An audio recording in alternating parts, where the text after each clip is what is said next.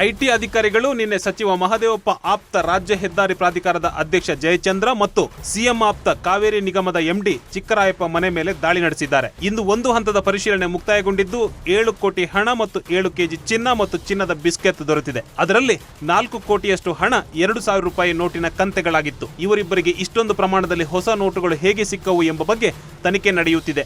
ಜೊತೆಗೆ ಇಷ್ಟೊಂದು ಹಣ ಹೇಗೆ ಬಂತು ಅನ್ನುವ ಮೂಲವನ್ನ ಐಟಿ ಅಧಿಕಾರಿಗಳು ಕೆದಕಲಾರಂಭಿಸಿದ್ದಾರೆ. ಇವರೊಂದಿಗೆ ಇಬ್ಬರು ಗುತ್ತಿಗೆದಾರರ ಮನೆಗೂ ಐಟಿ ಅಧಿಕಾರಿಗಳು ದಾಳಿ ನಡೆಸಿದ್ದಾರೆ. ಜಯಚಂದ್ರ ಮನೆಯಲ್ಲಿ ವಿದೇಶಿ ದುಬಾರಿ ಕಾರು, ಬೈಕ್ಗಳು ಪತ್ತೆಯಾಗಿದೆ. ಇನ್ನು ಭೂಮಿ, ಕಟ್ಟಡ ಖರೀದಿಸಿದ ದಾಖಲೆಗಳೂ ಸಿಕ್ಕಿವೆ.